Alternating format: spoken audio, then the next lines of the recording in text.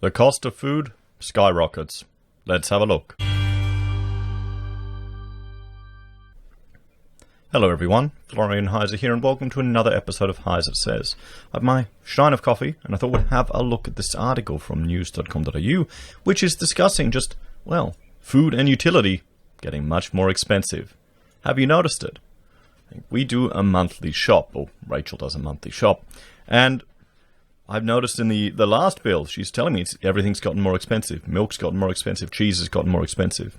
We're actually now, because we're Aldi fans, we go to Aldi, we're looking at ordering direct from farmers, butter and milk, really to support local communities, but also to get better quality foodstuffs. So I'll have to do it. Let me know if you want. I'll get Rachel to do a video on tasting the different butters that she's ordered.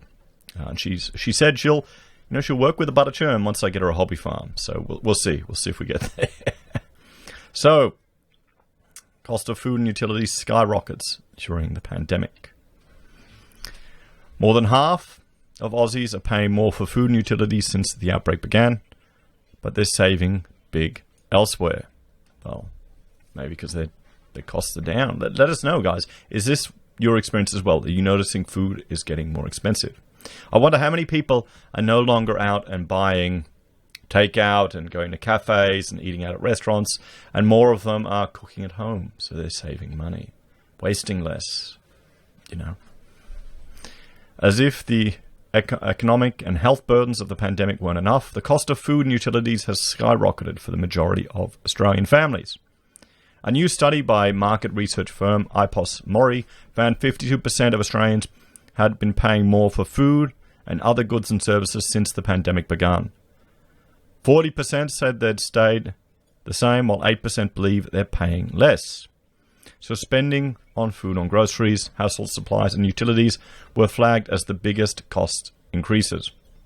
For instance, 56% of those surveyed, we'll zoom in here so you can see the charts, of those surveyed said they were paying more for those items, while 37% say they had incurred new or additional costs, such as larger utility bills due to spending more time at home or working from home. Well, yeah, your power costs are going to go up.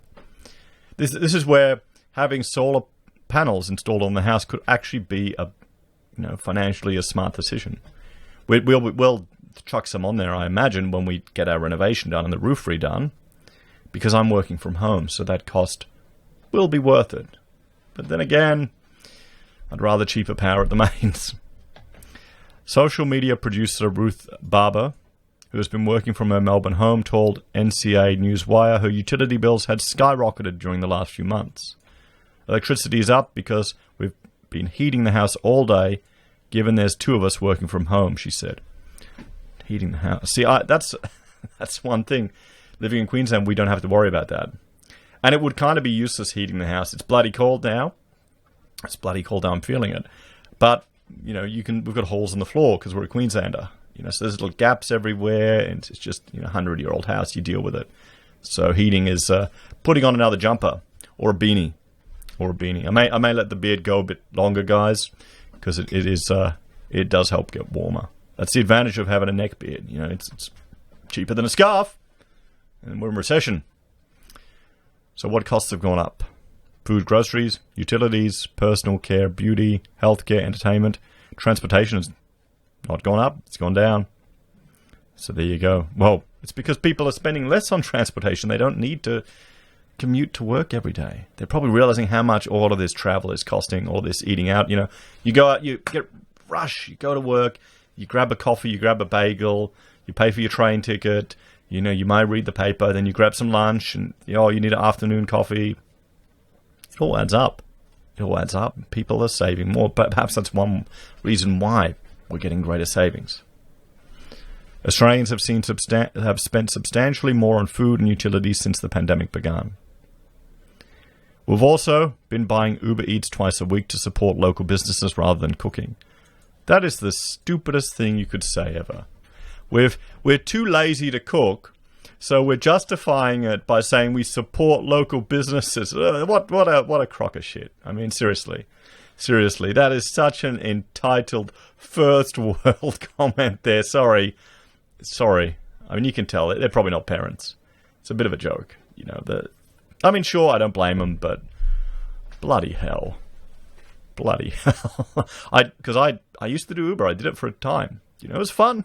And I did the Uber Eats, and I remember once, because you get the Uber Eats on your phone, you know, you get like $5 collecting it in the distance that was traveled.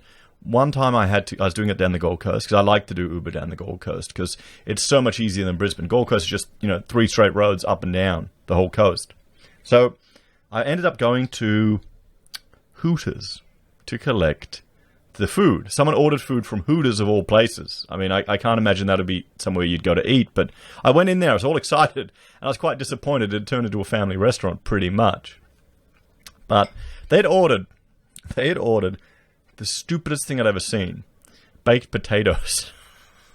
And so then I drove along, and it was a nice, ritzy house right on the beach there. And you know, this young girl came out, probably a teenager. She'd ordered baked potatoes from Uber Eats from Hooters. And I just had lost all faith in that coming generation if you have to do that. I mean, come on. How hard is it to cook a bloody potato? You can even do it in the microwave. You can stab it with a fork, put it in the microwave, and then it's done. It's done. What is worse is taking like bags of junk, sugary crap. And I felt like a drug dealer. I literally was. I was taking the sugar drug to someone's house, and they waddle up to the door, and they can barely fit through the door frame. And I felt really bad. I'm thinking I should throw this away, so you just don't eat it. It's poisoning for you. It's killing them. But yeah, that's the world we live in now. So what do you think, guys? Do you think this is good for them supporting local businesses by using Uber Eats? Uber Eats, most of the money goes overseas. Anyway, the businesses hate Uber Eats because they take 30% cut.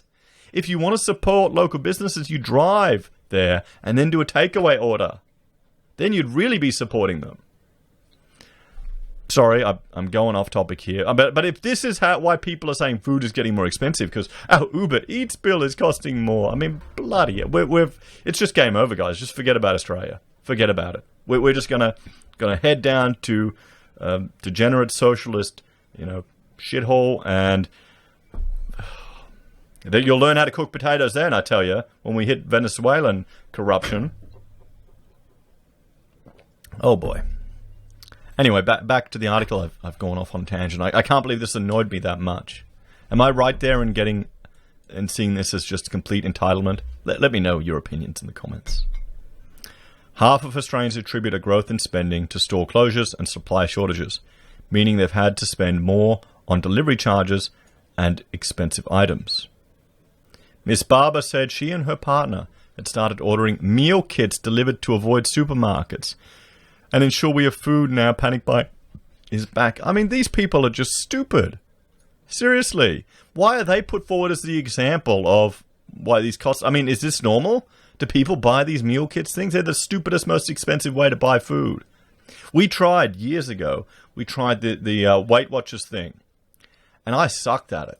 Because they'd have a meal and it'd be I'd put it in front of me and this is just like an apple or one tiny piece of cheese. No.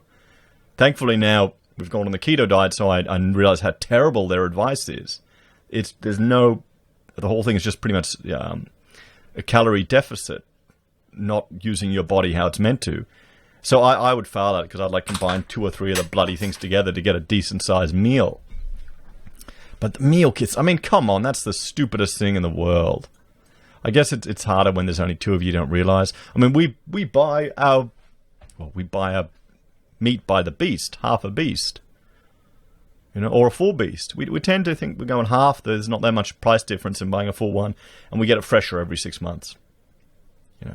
Just get a big 500-litre freezer, stick it in there, eat steak for breakfast all the time. Meal kits. Uber and meal kits. Bloody, no wonder this generation can't buy houses. I mean, seriously. I know this isn't the only reason why it's tough to get into the housing market, but come on, guys. You can see why, the stereotype of smashed Ave if you're buying this stupid shit. Sydney Cider Amy Clark agreed. She was forking out more on utilities stating her latest gas and electricity bill was the highest it's ever been. Well, of course it is. It's because you're living from home. I mean, how's this news? But it's not all doom and gloom. There are some areas where people have been saving big bucks since the virus took hold. Some 84% said rate and mortgage repayments have stayed the same, while another 80% said they haven't spent more on education and childcare, insurance or healthcare. Well, yeah, childcare has been completely free. Hasn't the government been subsidising it? Since we've been adhering to strict stay-at-home orders, Australians are also spending significantly less on public transport and fuel costs, with 39% agreeing they've saved in this area. Melbourne resident Erin Bennett said she saved up to $60 a fortnight on fuel costs and another $90 on fitness memberships due to studio closures. Well, there you go. There's $150 a week that she's saving. You put that aside. Is that a fortnight? No, $150 a fortnight. $45 a week on fitness? Damn. That's a luxury. That's a luxury you don't need. You know, buy the weights, put them in your backyard, lift. Spending less on fuel and the studio passes helped me pay off my credit card while in isolation, she told Newswire. Well, you should have done that anyway. You shouldn't. Here's the thing, people. I am hoping that this will be a never-again moment to people, that they will learn to get control of their finances and just see where they're pissing money away. I mean, because we're entering a recession. Some people are going to lose their jobs. Okay, no matter what intervention the government does, no matter what magic fairy dust they sprinkle all over the economy, people are going to lose their jobs. So people are going to have to learn how to dig themselves out of a mess. $45 a week on fitness membership when you've got credit card debt. You know. I also have what I call splurge money that I budget for socializing. During isolation, I haven't been able to socialize, so this has helped me pay it off. Well, there you go. People are learning. Just don't spend it on meal kits and Uber Eats, and think you're supporting local businesses by sending a third of their revenue over to San Francisco. Are people that dumb? I think they are. Shit. What are we going to do, everyone? What are we going to do? And they get the same vote as everyone else. That's the problem. That's why we're ending up in this mess. Miss Barber agreed she was also spending less on things like entertainment and had saved more money than usual. And of course, spending on travel, holidays and fun is down, she said. Globally, 63% of people surveyed said the cost of food, groceries and household supplies had increased since the outbreak. Utility bills, including water, electricity, heating and air conditioning, and phone, television or internet services were the second biggest cost people had increased, an average of 39%. Sloane Gudgill, who lives in London, said she was spending more money on things such as having recycled toilet paper delivered to her door, but her utility bills have remained unchanged despite spending more time at home.